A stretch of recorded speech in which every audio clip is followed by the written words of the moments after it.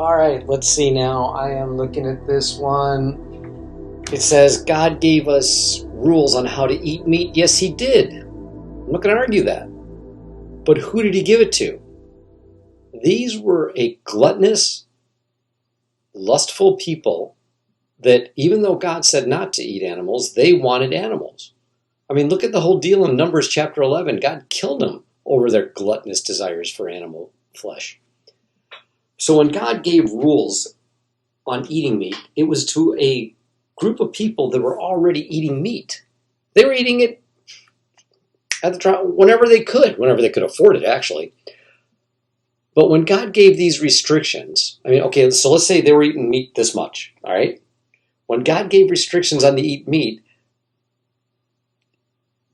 was there a benefit to it? No. He was making it harder. With each rule he gave, he made it harder and harder to eat meat. He was weaning the people off their gluttonous desires. He was weaning them off meat just like you would wean a heroin addict off drugs.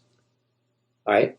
So, think about the reason for these. These rules that God, this way to eat meat wasn't God's a reflection of what God wanted. It was his way of restricting a bad activity.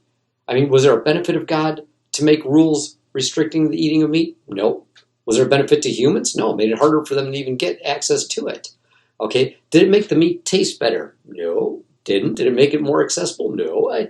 There was just no benefit to these rules. So when God gave rules to eat meat, if you think about it, if you study it, you'd realize it wasn't because God's like, I want you guys to eat meat. He was saying, I don't want you guys to eat meat.